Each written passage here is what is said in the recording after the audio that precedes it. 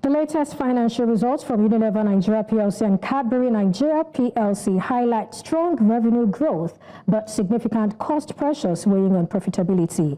Unilever posted a 44.2% year-on-year revenue growth, driven by price increases and segmental expansion, yet faced a 50% year-on-year decline in profit after tax, largely due to surge in operating expenses. Similarly, Cadbury saw a 60.7% revenue surge, but recorded a loss after tax of 10.43 billion naira, as rising input costs and forex-related challenges eroded margins. Blessing Adesoye, Consumer Goods Analyst, Meristem, joins me for this. Thank you so much for joining me today, Blessing. Blessing, can you hear me? Yeah, good morning. Yes, I can hear you. Good morning, and thank you for having me. All right, that's good. If we can have the Cadbury results put up so we can see the numbers. So, Blessing, I'd like you to speak to this. What's your general comments and overview or highlights on Cadbury's Do you have a problem hearing me? Can I continue, Blessing? No, I don't. I can hear you now. All right, so I'm saying, what's your general comment and highlights on Cadbury's financial statement? Okay, for Cadbury, I'd say they delivered a strong performance for the 2024 full year. Like you mentioned earlier, that the full year revenue grew by 60.73% to 129.2 billion. For Q4, we saw that revenue surged by a whopping 87% to 39.7 billion naira. And we all know that December is peak period for consumer goods companies, right, as it's going to be increased spending for the festivities. And looking at costs, right, costs actually increased significantly. It outpaced revenue growth, and we understand that this is understandable, right? There's the challenging macroeconomic environment seen last year, the sharp fall of the naira, the inflationary pressures. We saw weather conditions affecting key inputs for this particular company, right? And that led to the increase in cost of sales, right, that we saw for Cadbury and for generally consumer company.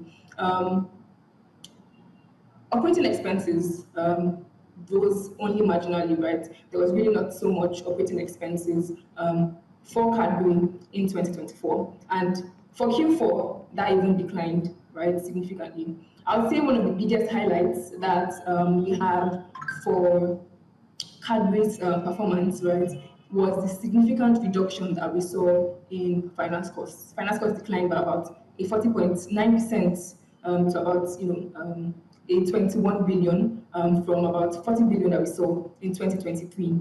And we attribute this particular improvement for Cadbury due to the debt to equity conversion that was done earlier last year. The company was struggling with a lot of FX obligations, and the parent company tried to help out by converting the debts that they had with them to equity, right? And there was also a $20 million loan forgiveness for Cadbury Nigeria from the parent company to at the early part of 2024. So this reduced dollar-denominated obligations, FX exposed obligations, led to lower borrowings for Cadbury, and this moved into the lower finance costs that we saw. Right, you don't have to pay as much on the volumes on loans that they actually have, because it reduced significantly in the period. And another thing we see is that the equity value, right, for Cadbury returned positive at the end of 2024 after going negative 2023 due to the persistent losses that they had in the year, right? The loan forgiveness was recorded as other reserves, right, because it's still in the books of Cadbury, but it's not a loan, so they had to move it into the part of the equity balance of Cadbury. And like I said, they did this debt to equity conversion, and that led to higher share capital value, higher share premium values also. So I'd say the reduction in finance costs is a major highlight for Cadbury's performance, right? And looking at the profit after tax, we are seeing that the profit after tax was a loss. I mean, the loss after tax was about a 10 billion, and that is lower than 19 billion, right, in 2023 financial year. And right, we are still attributing this basically to the lower finance cost that they had in 2024, right? That was the finance cost has been the major issue dragging down the bottom line for Cadbury. Okay. And this debt forgiveness is a way forward, basically, and we're expecting to see better and improved performance for Cadbury in this year. Wow, quite interesting. So I was going to ask you if you think Cadbury will be able to replicate, this profitability in 2025 without impairments, because though we saw the profitability, we saw the cost pressures, the impact on it. Do you think it will be able to replicate this in 2025, this time around, maybe with less impairment? But apart from that, do you think investors should be concerned about the growing cost of sales? Because we're looking at a 77.2% year-on-year cost of sales. And, what measures is Cadbury implementing to sort of address this? Okay, speaking to the cost of sales for Cadbury, we're seeing that the cost of sales or the cost pressures that we've been seeing in the consumer goods sector is not only peculiar to Cadbury, right? Majority of consumer goods companies are facing these cost pressures. So it's an industry-wide event, and investors should not be wary, right, of these cost pressures that Cadbury is facing, because it's not peculiar to them alone, right? And the major driver, right, for these cost pressures that Cadbury had in 2024 was, the free fall of the naira, right, from about a 900 at the beginning of the year to about a 1,415, right, at the end of the year. So this year we're expecting to see further stability in the naira, and if we're seeing further stability in the naira, we're not going to see as much increase in costs, right, as we saw in the past few years, right? And if we're not seeing as much costs, we're going to be seeing better bottom line for Cadbury, and lesser finance costs for them on the back of the loan forgiveness that they had, and also on the back of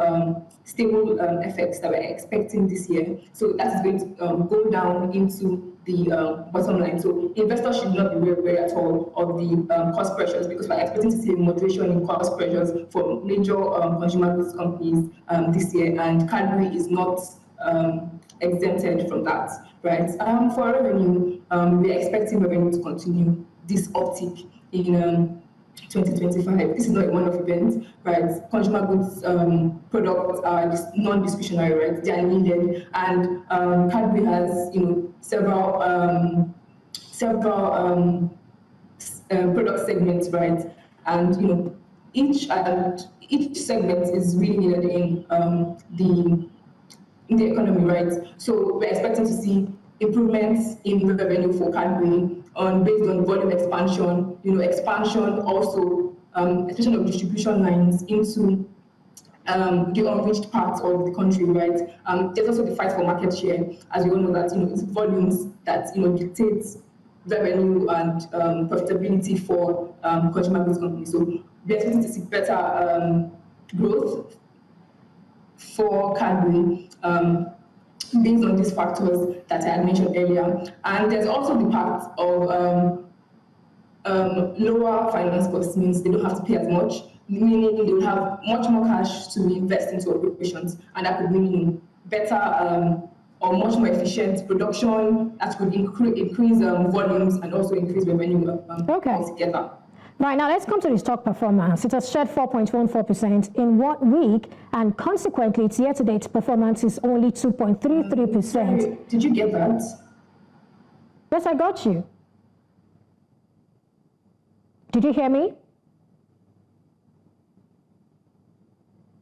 Blessing, can you hear me? Can I go ahead?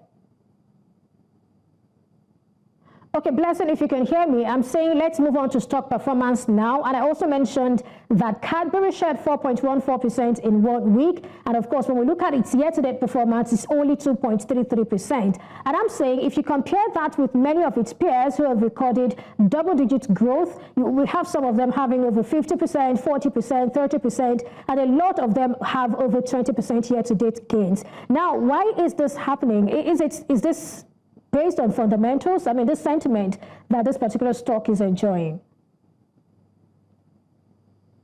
Okay, so no, the sentiment driving this decline in costs, in the prices of Cadbury is basically not just, it's not fundamental driven, right? We are seeing improvements in the bottom line of Cadbury, right? We are seeing improved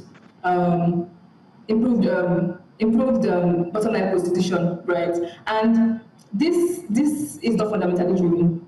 Cadbury rallied significantly towards the end of 2024, and we just see that this particular sell-offs that we're seeing in Cadbury is just profit-taking activities, right? With this recently released results and with expectations of better performance for 2025, we're expecting that this sell-offs will be short-lived, and investors will begin to see much more value in Cadbury, as we're expecting better performance for Cadbury. All right, so for Cadbury, let's close it with this. Talk to us about your rating for the stock and maybe your target price for end of the year 2025. So for Cadbury, it's a strong buy, right? We're expecting, or based on our valuation, the target price for 2025 full year is about a 59 naira, and when compared to the 23 naira currently trading at, it's over 100% upside potential, right? We are very bullish on Cadbury, as we're expecting, a full return to profitability this year for Cadbury, and that feeds into valuation of this stock. Right, now let's talk about Unilever now. Q4 is undoubtedly, or has proven, Q4 2024 has proven to be a good quarter for consumer goods. But for Unilever, we see the bulk of its top line was actually offset by a spike in operating expenses. I'd like to get your thoughts and overall comments on Unilever. Okay, so for Unilever, they also posted solid earnings, right? Cost of sales was pretty low, about a 30% growth in cost of sales, and this is way below what we've seen in the industry, right, from the results that have been released so far, right? So we're seeing that Unilever is exploring or taking advantage of its localization strategy, right, to prevent this bulk increment in costs, right? Cost of sales also improved as costs grew lesser. The major thing that this strong revenue performance, right, is the operating expense, like you mentioned earlier, and it increased significantly due to a 153% increase in marketing and administrative expenses, right? There were a lot of media campaigns, brand investment, right, in 2024, which led to this increase that we saw in marketing and administrative expenses. So yeah, that was the major reason why the operating expenses increased as significant as it did in 2024. I don't think we're going to be seeing as much as that in 2025, right? Unilever is a strong brand, and they ran a lot of campaigns last year. So we're not expecting to see as much marketing and administrative expenses this year.